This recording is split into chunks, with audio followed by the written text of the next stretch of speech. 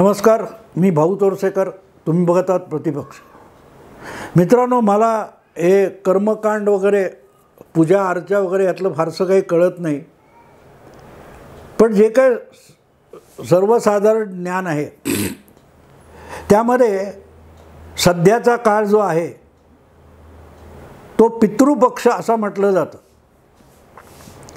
म्हणजे गणपती विसर्जन झाल्यानंतर पुढला पंधरवडा जो येतो भाद्रपद महिन्याचा, त्याला पितृपक्ष म्हणतात. आणि पितृपक्ष याचा अर्थ आपले जे सगळे पूर्वज आहेत त्यांच्या आत्म्याची पूजा करणं, त्याची अर्चना करणं, यासाठीचे जे काही विधी चालतात त्याला पितृपक्ष म्हणतात. आणि पितृपक्षामध्ये एक असतं की ओळखीचे अनोळखी सगळे आपले पूर्वज आप्त स्वकीय यांचे जे मृतात्मे आहेत त्यांना शांती लाभावी म्हणून जे काही कर्मकांड चालतं त्याला पितृपक्ष म्हणतात. एवढंच मला माहिती आहे, त्यापेक्षा अधिक माहिती नाही. मध्यंतरी तुम्हाला आठवत असेल, गेल्या वर्षी ज्या वेळेला आपल्या बापाचा पक्ष पळवला, बाप पळवला म्हणून उद्धव ठाकरे अखंड रडगाणं गात होते, तेव्हा तर त्यांनी शिवसेना म्हणजेच पितृपक्ष आहे असंही आपलं अगाध ज्ञान सांगितलेलं होतं. पण पितृपक्ष याचा अर्थ, पक्ष याचा अर्थ पंधरवडा.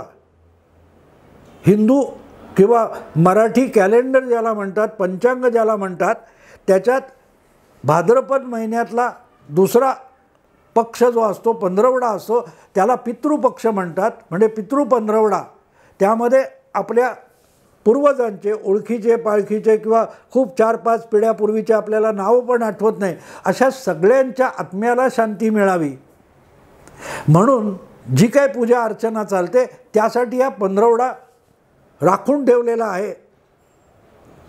आणि मित्रांनो, इथे एक गोष्ट आणखीन लक्षात घेतली पाहिजे. जो पितृपंधरवडा असतो किंवा कुठलंही असं आपल्या पितरांचं श्राद्ध वगैरे घातलं जातं, त्याच्यामागे एक धारणा असते. ही काय कावळा शिवणं वगैरे असतं ते सोडून द्या, पण एक आणखीन गंमत असते मित्रांनो, की जे आपले मृतात्मे आहेत, आपल्या कुटुंबातले, परिचयातले, परिवारातले, त्यांच्या राहिलेल्या इच्छा असतील तर ते तळमळत राहतात अशी एक धारणा आहे. मृतात्म्याला शांती मिळो असं आपण म्हणतो, त्याचं हे कारण असतं की आयुष्यात काहीतरी इच्छा राहिली असेल तर तो आत्मा तळमळत राहतो, फिरत राहतो, घोटाळत राहतो, अशी एक समजूत आहे. तर त्यामुळे त्याच्या इच्छापूर्ती व्हावी म्हणून आपण मनोमन आपली जी पितर आहेत गेलेली, आप्तस्वकीय असतील गेलेले, तर त्यांच्या राहिलेल्या इच्छा पूर्ण व्हाव्यात यासाठी हा सगळा विधी असतो. आणि त्यामुळे इथे प्राधान्य असं असतं की जे आपले कोणतरी निघून गेलेले आहेत, आपल्यातून मृतप्राय झालेले आहेत आणि मृतात्मे आहेत, त्यांच्या इच्छा पूर्ण करणं हे आपलं माणूस म्हणून किंवा वारस म्हणून कर्तव्य मानलं जातं. आज मी अशाच एका कर्तव्याबद्दल बोलणार आहे. आणि योगायोगाने पितृपक्ष चालू आहे.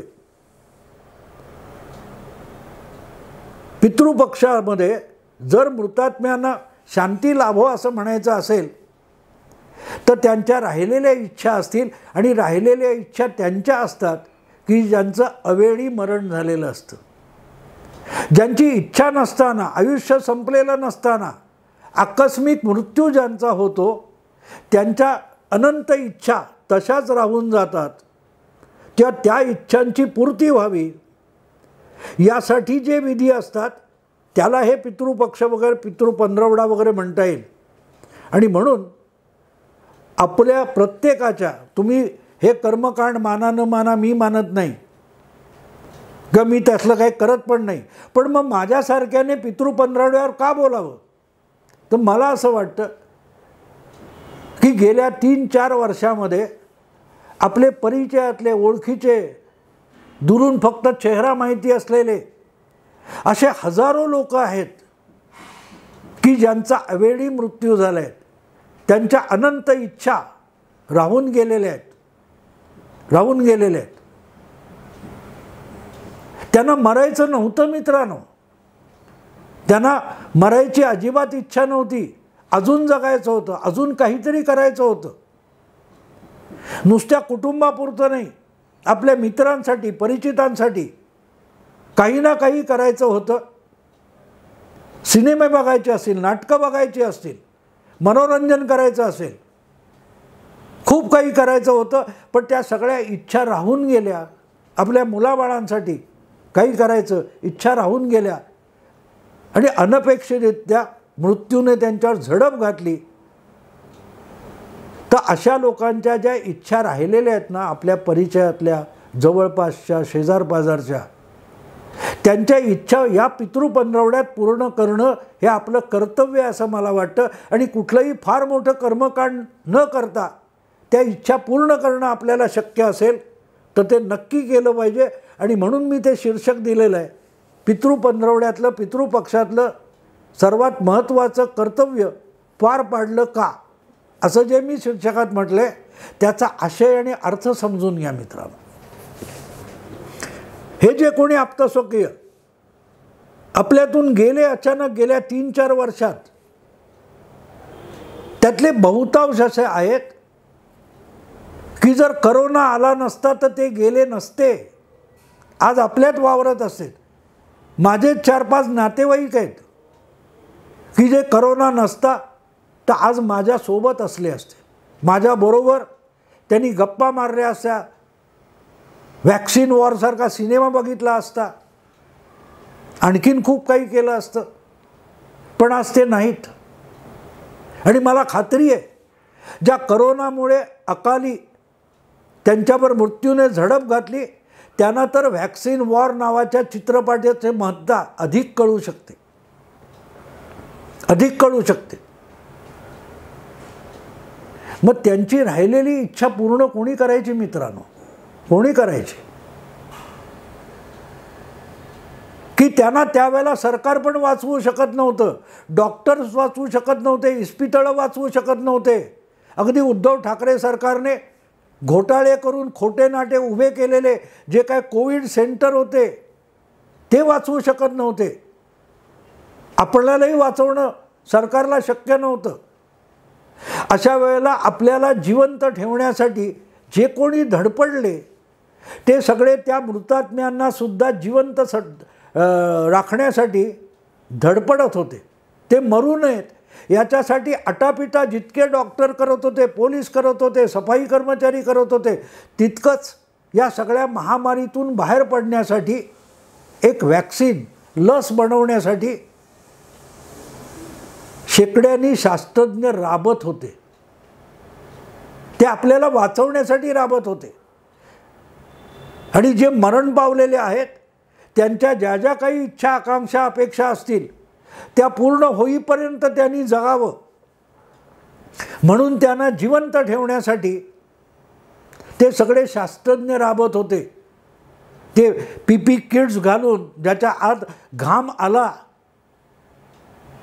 तरी त्या घामामध्ये, उष्णतेमध्ये श्वास कोंडले जात होते, तरी हे शास्त्रज्ञ काम करत होते. आणि काम करत होते म्हणजे 4 तास 8 तासाची ड्युटी नव्हे मित्रांनो, सलग आठवडाभर, 15वडाभर, 20-20 दिवस डॉक्टर्स असोत किंवा ते लस शोधणारे शास्त्रज्ञ असोत, त्यांनी त्या पीपी किट्स प्लॅस्टिकच्या घातल्यानंतर आत घामाच्या धारा लागत होत्या, श्वास कोंडला जात होता, कारण तोंडावर पण मास्क होता. अशा परिस्थितीत अथक शरीर थकून गळून गेलं तरी हट्टाने काम करायचं, कारण देशातली कोट्यवधी जनता आपल्यावर विसंबून आहे. आपण वेळेवर लस शोधून काढले तर रोजचे मृत्यू कांड चाललंय, मृत्यूचं थैमान चाललंय, त्याला आपण रोखू शकतो. म्हणून आपल्या जीवाची, आपल्या विश्रांतीची पर्वा न करता जे शास्त्रज्ञ राबत होते ते आपल्यातून गेलेल्या मृतात्म्यांच्या आकांक्षा त्यांना पूर्ण करता याव्यात म्हणून राबत होते. पण दुर्दैवाने त्यांच्या हयातीत ती लस तयार झाली नाही, ते व्हॅक्सिन तयार झालं नाही, म्हणून करोना त्यांना आपल्यातून घेऊन गेला. पण योग्य वेळी त्यांना ती लस मिळाली असती तर ते आजसुद्धा जिवंत राहिले असते. ती लस आधी तयार झाली असती तर जे काय 5-6 लाख लोक भारतात मृत्युमुखी पडले त्यातले कदाचित 2-2.5 लाख बचावले असते, आणि बचावले असते तर त्या लसीमुळे बचावलो. म्हणून त्यांनी अगत्याने त्या विवेक अग्निहोत्रीचा, नाना पाटेकरचा तो व्हॅक्सिन वॉर सिनेमा 2दा 4दा 10 वेळ बघितला असता. जसं देवळाला प्रदक्षिणा घालतात तसं थिएटरमधून बाहेर पडले, परत थिएटरमध्ये आले, 10 वेळ तो सिनेमा बघितला असता त्या मृतात्म्यांनी. कारण त्यांना त्या लसीची किंमत कळलेली आहे. आपणही टोचून घेतली म्हणून आपण बचावलो आहोत. पण त्या मृतात्म्यांच्या वेदना कळण्या इतकी संवेदना आपल्याकडे राहिलेली नाही का? नाही राहिलेली.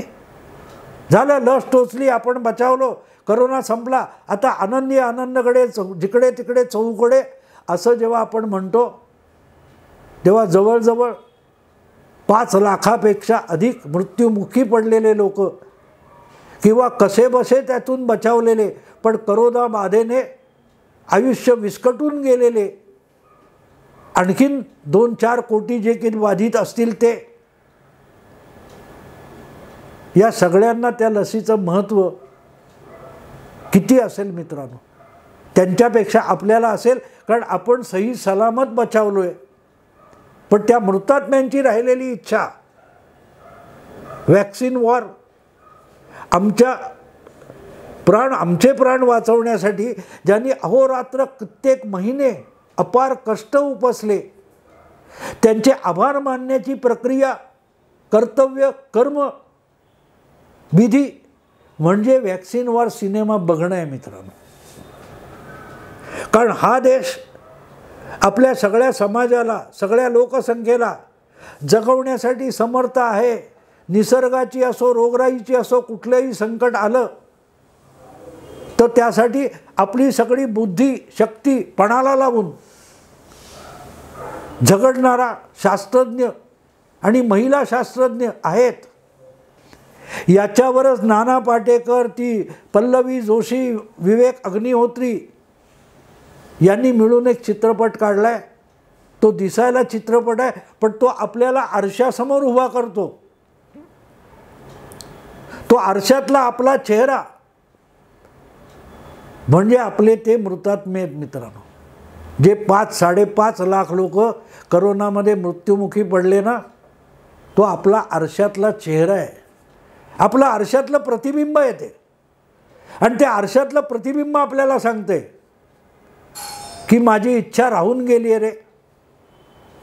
जर करोनातून बचावलो असतो तर नक्की नाना पाटेकरचा, पल्लवी जोशीचा तो सिनेमा मी बघितला असता, त्यांचा सन्मान केला असता, त्यांचा आदर केला असता की त्यांच्यामुळे मी सिनेमा बघायला जिवंत राहिलोय. ही त्या सगळ्या मृतात्म्यांची इच्छा आहे जे जे करोनाचे बळी ठरले. आणि आज ते हयात नसतील तर त्यांच्या इच्छेची पूर्तता करणं ही पितृपक्षातलं आपलं कर्तव्य आहे, प्रत्येक भारतीय नागरिकाचं. तो सिनेमा कोणी काढला, त्याच्यामागे कुठले राजकीय हेतू आहेत, ह्या गोष्टी दुय्यम असतात मित्रांनो, दुय्यम असतात. आपले सगळे सोयरे, आप्त स्वकीय, त्यांचे मृतात्मे यांचा वारसा घेऊन आपण जगत असतो. आणि म्हणूनच त्यांच्या राहिलेल्या इच्छा ज्या आहेत त्या पूर्ण करण्याची जबाबदारी नियतीने आपल्यावर सोपवलेली आहे. त्यांनी काय केलं असेल विचार करा मित्रांनो. त्यांनी काय केलं असतं आज? समजा त्यातले जे जे कोणी हयात असते त्या यातना भोगून, मृत्यूशी झुंज देऊन जे करोनापासून बचावले असते तर त्यांनी काय केलं असतं? किती वेळ तो व्हॅक्सिन वॉर सिनेमा बघितला असता? ते वळले असते का त्या पठाण, जवान किंवा आणखीन कुठचा टायगर रिटर्न्स असल्या सिनेमाकडे वळले असते मित्रांनो? नाही वळले असते. कारण त्या क्षणी मृत्यू चारी बाजूने तांडव करत असताना आपल्याला योग्य लस, योग्य औषध, योग्य उपचार मिळावे म्हणून त्यांचे आत्मे तळमळत होते. आणि त्या तळमळणाऱ्या आत्म्यांना दिलासा देणारा, जसा डॉक्टर, सफाई कामगार, वैद्यकीय मेडिकल हॉस्पिटलचे कामगार होते, तसेच त्यांच्या समोर न दिसणारे पण हे सगळे शास्त्रज्ञ होते, जे अहोरात्र लस शोधण्यासाठी धडपडत होते. त्यांचे आभार मानण्याची शेवटची इच्छा असेल त्या मृतात्म्यांची, ती कोणी पूर्ण करायची मित्रांनो? ती कोणी पूर्ण करायची आणि कशी पूर्ण करायची? कशी पूर्ण करायची? अनेकदा आपण बघतो ना, त्या स्मशानात पिंडाला कावळा शिवावा म्हणून काय काय खेळ केले जातात. त्याला बुंदीचा लाडू आवडत होता, बुंदी आणून ठेवा, बुंदीचा लाडू ठेवा, रव्याचा लाडू ठेवा, आणखीन काय काय गोष्टी आणून ठेवल्या जातात कावळ्यासाठी. मित्रांनो, तो कावळा काव काव करून ओरडतोय आपल्यावर, प्रत्येकावर ओरडतोय. ते स्मशानात कावळे जमतात ना पिंडाला शिवायला, तसे हे सगळे कावळे कावकाव करून आपल्याला सांगतायत, मला व्हॅक्सिन वॉर सिनेमा बघायचा होता, जिवंत असतो तर बघितला असता, आणि तुमच्याबरोबर बघितला असता जिवंत असतो तर, जर ते व्हॅक्सिन योग्य वेळी तयार झालं असतं. पण मला बघता आला नाही, तर माझी इच्छा म्हणून तुम्ही तरी बघा, वारंवार बघा. तोच माझ्यासाठी पितृपक्षात सादर केलेला पिंड असेल. भाऊ तोरसेकर पण या क्षणी एक कावळा झालाय तुमच्यासाठी, कावकाव करून तुम्हाला सांगतोय. मित्रांनो, हे पितृपक्षातलं सगळ्यात मोठं कर्तव्य आहे आपलं. ही 5 लाखापेक्षा 6 लाखाच्या घरात जे कोणी करोना बाधित मृत्युमुखी पडले, त्या सगळ्यांच्या आत्म्याच्या वतीने भाऊ तोरसेकर नावाचा कावळा कावकाव करून तुम्हाला सांगतोय, त्यांच्यासाठी व्हॅक्सिन वॉर बघितलं पाहिजे. त्यांच्यासाठी व्हॅक्सिन वॉर हा सिनेमा बघितला पाहिजे. ती पल्लवी जोशी, तो विवेक अग्निहोत्री, तो नाना पाटेकर यांच्यासहित ते डॉक्टर भार्गव आणि त्या सगळ्या महिला शास्त्रज्ञ ज्यांनी लस शोधून काढली, त्यांचे आभार मानण्याचा हा एकमेव मार्ग आहे. आणि ते आभार फक्त आपल्या पुरते नाही आहेत, ते आपल्या मृतात्म्यांच्या वतीने सुद्धा आपणच मानायचे आहेत. आणि त्यासाठी हा पंधरवडा आहे. मित्रांनो, विचार करा, नाही तर माझी कावकाव नेहमीच चालू असते. असो, आत्ता इथेच थांबतो. आवडलं लाईक करा, शेअर करा, सबस्क्राईब करा. नमस्कार.